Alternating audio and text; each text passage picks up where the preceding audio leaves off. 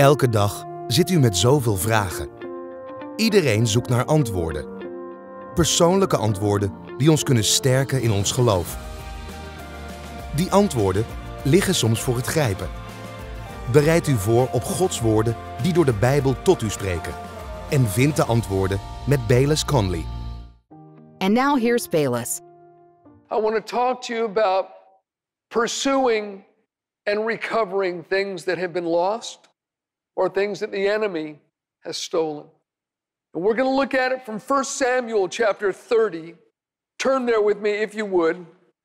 There is a fascinating story here about David, and it's early in his life, before he was recognized as the king of Israel, when he was still on the run from Saul. And as we look at it, we'll find some vital principles that will aid us in the recovery of lost and stolen things. And I'm going to begin in verse 1. I'm going to read all the way through verse 19. And this story has so many amazing facets to it. I want you to pay close attention. Now it happened when David and his men came to Ziklag on the third day that the Amalekites had invaded the south and Ziklag, attacked Ziklag and burned it with fire, and had taken captive the women and those that were there from small to great. They did not kill anyone, but carried them away and went their way. So David and his men came to the city, and there it was, burned with fire, and their wives, their sons, their daughters had been taken captive. Then David and all the people who were with him lifted up their voices and wept until they had no more power to weep. And David's two wives, Ahinoam the Jezreelitess and Abigail, the widow of Nabal the Carmelite, had been taken captive. Now David was greatly distressed, for the people spoke of stoning him, because the soul of all the people was grieved, every man for his sons and his daughters. But David strengthened himself in the Lord his God. Then David said to Abiathar the priest, Ahimelech's son, "Please bring the ephod here to me." And Abiathar brought the ephod to David. So David inquired of the Lord, saying, "Shall I pursue this troop? Shall I overtake them?" And he answered him, "Pursue, for you will surely overtake them, and without fail recover all." So David went, he and the 600 men who were with him, and came to the brook Besor, where those stayed who were left behind. And David pursued, he and 400 men, for 200 stayed behind, who were so weary that they could not cross the brook Besor. Then they found an Egyptian in the field, and brought him to David. And they gave him bread, and he ate, and they let him drink water. And they gave him a piece of a cake of figs and 2 clusters of raisins. So when he had eaten, his strength came back to him, for he had eaten no bread nor drunk water for 3 days and 3 nights. Then David said to him, "To whom do you belong, and where are you from?" And he said, "I'm a young man from Egypt, servant of an Amalekite, and my master left me behind because 3 days ago I fell sick. We made an invasion of the southern area of the Cherethites in the territory which belongs to Judah, and in the southern area of Caleb, and we burned Ziklag with fire." David said to him, "Can you take me down to this troop?" So he said, "Swear to me by God that you will neither kill me nor deliver me into the hands of my master, and I will take you down to this troop." And when he had brought him down, there they were, spread out over all the land, eating and drinking and dancing, because of all the great spoil which they had taken from the land of the Philistines and from the land of Judah. Then David attacked them from twilight until the evening of the next day. Not a man of them escaped, except 400 young men who rode on camels and fled. So David recovered all that the Amalekites had carried away, and David rescued his 2 wives, and nothing of theirs was lacking, either small or great, sons or daughters, spoil or anything which they had taken from them. David recovered all. David pursued, and it recovered all. Our God is a God of recovery. He recovers lost souls. He recovers lost relationships. He recovers lost hopes. He recovers lost property, lost health. And perhaps you, as you sit here or listen to me today, you have experienced loss in your life. Something that you value has been stolen by the enemy from you. Well, I just want to share with you a number of very simple thoughts from this story that can aid you in your pursuit of recovery. In fact, I'm just going to share 6 thoughts in all, so you will know when we're nearing the end of the sermon. Thought number 1, take time to weep. Feeling sorrow or anguish and expressing it is not wrong. It is normal, especially if you've experienced a sudden personal loss. David's family had suddenly gone into captivity. Maybe you have children that are in spiritual captivity today, away from God, in the enemy's camp, if you would, backslidden. Or perhaps you've experienced the recent loss of a position that you held, or some possession that is of value to you. Now, unfortunately, it has been the experience of some people suffering such a loss, rather than to be comforted, end up being chastised by their brothers and sisters in the Lord. They hear things like, "Where's your faith? What do you think, God died or something? You think God fell off the throne?" And you know, that really doesn't help, because it almost denies the fact that we're emotional beings and that loss affects us on an emotional level. There's really no getting around it. Even you take someone that's lost a loved one due to death, maybe a child, a spouse, a relative, a friend. And, you know, some people almost make them feel guilty for grieving. Friend, grieving is normal. And yes, those that die in the Lord, they gain. The Apostle Paul said to live is Christ, to die is gain. When he was facing Roman execution, he said, you know, I have a desire to depart and be with Christ, which is far better. So those that know the Lord, that pass from this life, they gain. It's far better for them. However, there is still an acute loss on this side. There is still the sting of sensing their absence here. And yes, you know, it's not the same as the grief that the world has, because they will not be reunited with their loved ones in the world to come. But friend, we will. But there is still such a thing as godly sorrow, and it is right to shed tears. It is right to weep, and some people just, you need to weep. Ecclesiastes says, there is a time to weep. And there's some of you here, you owe God some tears. You've held some things in, and it's not been positive for you. So take time to weep. Secondly, don't blame others. While David and everyone else are grieving the loss of their families, all of his men come and they lay the blame at David's feet. And they talk of stoning him. Maybe they were saying, hey, we shouldn't have been raiding the Amalekites. Why did you lead us to do that? If we hadn't been raiding them, this wouldn't have happened to us, because they're the ones that came through. Or David, why did you leave our town unguarded? Or maybe, why did you have us out on the field so long? We should have been back before now. It's your fault, and we are going to stone you. Friend, don't be in that group that always has to blame someone else. It won't make you feel any better, and it certainly won't make them feel better, and it just adds to the tension.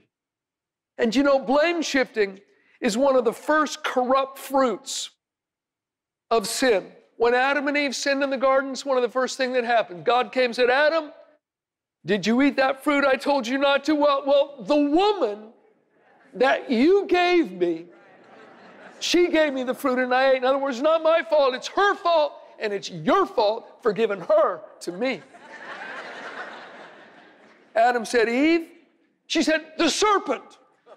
The serpent deceived me, and I ate. It's always somebody else's fault. You know, David could have very easily blamed God.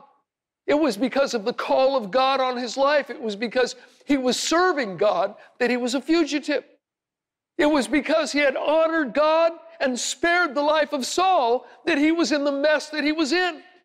David could have shaken a fist at God and said, why? You know I'm trying to serve you. I'm not perfect, but I'm doing the best I can. And you let all this happen? Serving you is worthless. But David didn't do that at all. Wasn't in his vocabulary at all. You know, I was talking to a guy in church one day, and he was going through a really rough patch. His wife and his daughter were both in hospital, fighting for their lives. He'd go from one room, his wife is hanging by a thread, go to another room, his daughter. And he told me, he said, Pastor, one of the doctors that had worked on both my wife and my daughter came up to me and he noticed the Bible tucked under my arm. And he said to me, that's not working very well for you right now, is it? As he pointed to the Bible. The guy could have screamed and blamed God and said, God, why? But instead, he recognized that God was not the source of his problem. My friend, we are living in a fallen world that does not operate according to God's original creation plan. Sin has messed things up. The devil has messed things up. People's selfish choices throughout history into the very present have messed things up. And God has sent a solution. He sent a rescuer, his son, and it begins in the hearts of those that receive him. The goodness of God and the rightness of God begins to work its way out. But frankly, it's not happening yet on a global scale. One day, God is going to make a new heavens and a new earth, and everything is going to be plumb right once again. In the meantime, Jesus drew a clear delineation between the source of good and the source of evil, and we need to keep it in mind. In John 10:10, he said, the thief only comes to steal, kill, and to destroy. I have come that you might have life and that you might have it more abundantly. If it steals, kills, and destroys, don't blame God for it. If it brings abundant life, give him the credit. Brings me to the third thought. Strengthen yourself. David was distressed. His men are grieved. They're talking about stoning him, and David strengthened himself in the Lord. You will find that you cannot blame the Lord and strengthen yourself in the Lord at the same time. It's all right to weep. Take time to weep. But when you're done weeping, strengthen yourself. Do what you need to do to strengthen yourself. Maybe you find great strength through worship. Well, then worship God. Spend time in His Word if that's what you need to do. Rehearse and remind yourself about God's interventions in your life in the past, which I personally believe that's what David was doing. It was a habit of life that he had. I think he was reminding himself of God's promises to bring him to the throne, and reminding himself about how God had intervened and rescued him in the past. In fact, David had a specific habit that we would do well to acquire. Whenever he was in the middle of a rough patch, David would start talking to his own soul. You know, I have an acquaintance. He has very, very busy in a rather large ministry. And this took place years ago. He had been in for a doctor's appointment, and they had discovered a large spot on one of his lungs. They had done some testing and found out that it was cancerous. You know what he did, and I've always admired him for this? He canceled every engagement he had, took everything off the slate, and locked himself in a room in his house. Didn't even communicate with his family, and he was in the room for, it might have been 3 days. I know it was at least 2 days. He took a jug of water in there and his Bible. And all he did for those days was read the verses on healing and worship God. He'd worship God, read the verses, think about them, read them out loud, and worship God for a while, lay down, sleep for a little while, get up, and he'd read those verses again. And did that for several days until a note of victory came into his spirit. Then he emerged from that room, told his wife, says, call the doctor, let's go back and make another appointment. He did. They did a second set of x-rays, a whole battery of tests, and the spot on his lung had completely disappeared.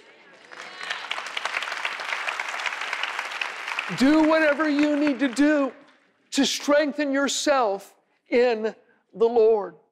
And we come to the fourth thought, and it's seek direction.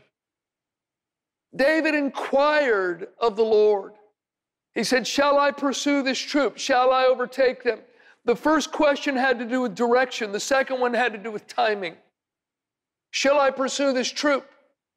Shall I overtake them? Because if I can't overtake them, if they get back to their fortified city, maybe the pursuit needs to wait and we need to employ a different strategy. When seeking God for direction, many times the timing is almost as important, if not as important, as the direction. We need to ask God not just what, but when and how. You know, my dad has had the habit, as long as I can remember, he doesn't plant things at the house if he can't eat them. You can eat everything at his house. You walk through the backyard, you walk in the sides of the house, everything that grows has fruit on it. And he has the most amazing persimmon tree I've ever seen. Has these enormous persimmons on it, and it gets so laden with fruit every year, all of the branches have to be propped up or they will break under the weight of the fruit. And they're delicious unless you try and eat a persimmon before it's ripe. Anybody in here ever try and eat a green persimmon? All right. Yeah, can I get a witness? They are so astringent that it turns your mouth to sandpaper. And you think, how can something that is so delectable and so delicious be so horrid if it's just eaten early? And you know, there are some things in our life, they may even be within the realm of God's will. If we partake of them early, they'll be bitter and disappointing. Many years ago, I was with some friends. This is before I even knew Janet. And they left for the day. I was in their backyard praying, and I'd prayed for an hour, maybe an hour and 15 minutes, been praying in the Spirit, walking back and forth, and then just getting quiet and listening. And towards the end of that prayer time, the Holy Spirit spoke to me. And he said, I've called you to be a pastor. Now, that was news to me. That had never entered my mind, not once before that. Now, I knew I was called into ministry. I knew I'd be involved in gospel ministry from the time I was saved. I had an inward knowing. I just didn't know exactly what it would be. And frankly, I had never been in a healthy church before, and I had never seen a pastor that I would want to be like. But I had seen several traveling teachers and traveling evangelists that inspired me greatly. So I just figured that's what I'd do. I'd be a traveling teacher. I'd be a traveling evangelist. And so becoming a pastor, that was news to me.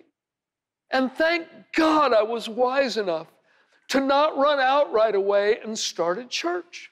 In fact, it wasn't until 4 years later that we started Cottonwood. You know, if I had run out and started the church as soon as I knew I was called to be a pastor, it would have been bad. I would have skinned all the sheep alive and nailed their hides to the back of the wall. Call it young man's disease if you want, but to my shame, back in that day, I had an answer for everything, and I had an answer for everyone. I mean, I knew it all. And my basic attitude was quit whining and start doing the Word. Now, I still believe God's Word is the answer for all of our ills and all of our difficulties. However, I have grown a little bit in the arenas of patience and compassion. And you may not know it, but you should be very, very glad that I have. Now, if I would have engaged the wrong time, would have been a disaster. Moses, Acts chapter 7, you can read it. It came into his heart to visit his brethren, the children of Israel. Moses knew he was a deliverer. He knew he was going to be a judge. He had the what right, but he had the timing wrong, and it was a disaster.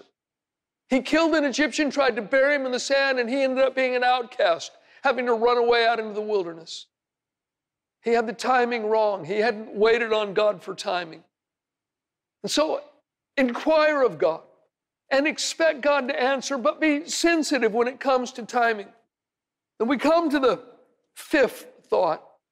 It's continue to serve others. Even in your weakness, God may use you to serve and to fight for others. Now think about this. David is just as tired as they were. His loss was just as great as their loss. His grief was just as great as theirs. And actually, his problems are bigger than theirs are. David has not only lost his wives, they're now talking of stoning him. So in addition to dealing with his own weariness and his own grief of heart, he's got to lead this bunch of men that moments before were filled with murder and mutiny. I'm going to make a statement you need to remember. Even when you are at the point of personal weariness and perplexity, God will use you to help others. And I know some of you here today, that's you. You've got your game face on. Maybe the people around you don't know, but your world is coming apart at the seams. And I'm telling you, God will use you to help someone else, even when you are at the absolute lowest, just to show you that it's Him doing the work and not you.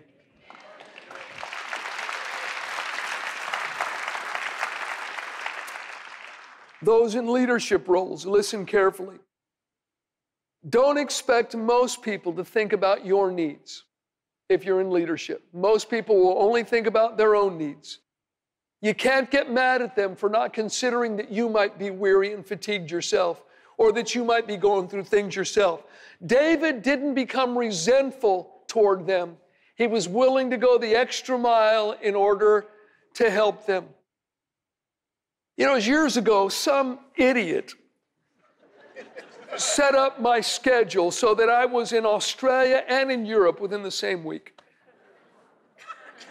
Yeah. I got no one else to blame. So I've got some pretty arduous ministry. I'm preaching a lot there. I fly back, get off a plane just in time to preach the weekend here at Cottonwood. And I think then we were doing 7 services on the weekend instead of the 5 we do now. And then on Monday morning, I got on a plane and flew to Europe. And I had meetings in several different countries and a different city every night. I think there was 7 different meetings I had. Lots of train rides and plane rides. And I was jacked up, you know, from crossing so many time zones back and forth. And I didn't know if I was coming or going.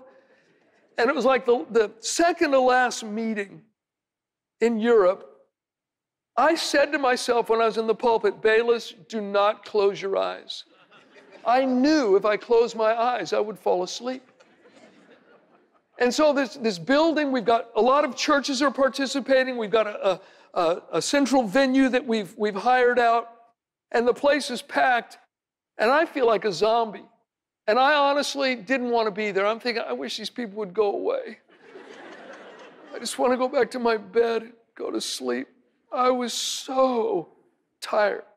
Literally felt bankrupt of having anything good to give. And I muddled my way through a message, gave a bleary-eyed invitation, and suddenly 84 people jumped up and streamed to the front to give their hearts to Christ. And I'm thinking, what is going on? And the pastors all told me, this is the biggest response to invitation any of us have ever seen in any of our churches before. And it's like God was whispering to me, Bayless, I'm the one that's doing this, not you.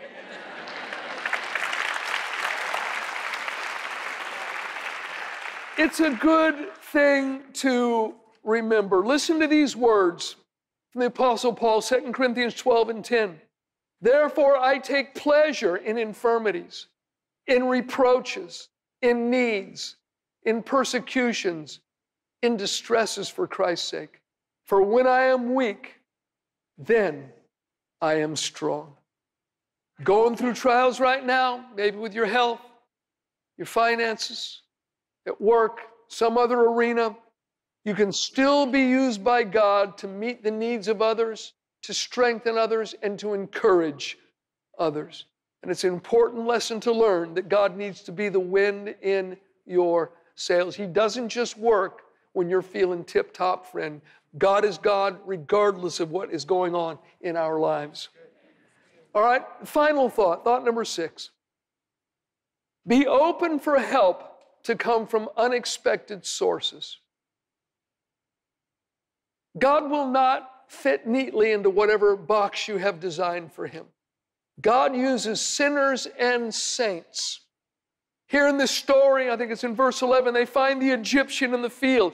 He had been part of the raiding party that had taken their families and burned the city down. And he ended up becoming the key that brought them victory. Very, very unexpected. Romans 12 says, if your enemy's hungry, feed him. If he's thirsty, give him a drink. Some of the greatest antagonists to the gospel have been won by love and by kindness. In fact, just a little word of advice. Unless you are forced to compromise your convictions or principles, you shouldn't burn down any bridges that exist between you and people. You need to keep those bridges intact. Unless, of course, it somehow would cause you to compromise your convictions, you shouldn't do that.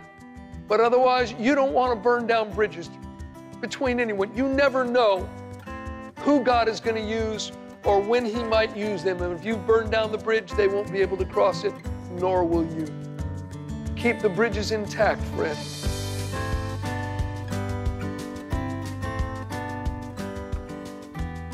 Friend, I hope you got something out of today's broadcast. And I just want to encourage you, dare to trust God. He does answer prayer. He does look upon the hearts of men and women. He does know who you are. You're not a faceless person in the crowd to him. Call out on him today, and you will find that he is very near and very interested in the circumstances of your life. God bless you. We'll see you next time. Heeft u genoten van deze boodschap? Bestel dan de volledige preek op cd of dvd. De contactgegevens staan nu in beeld. We bidden dat u blijft groeien in wijsheid, geloof en de kracht door Gods Woord.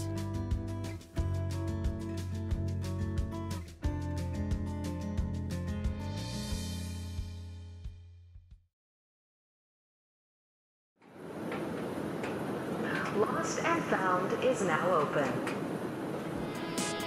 Have you ever lost something of value in your life? Maybe a relationship, maybe a physical item, it may be an impetus or a momentum that you had.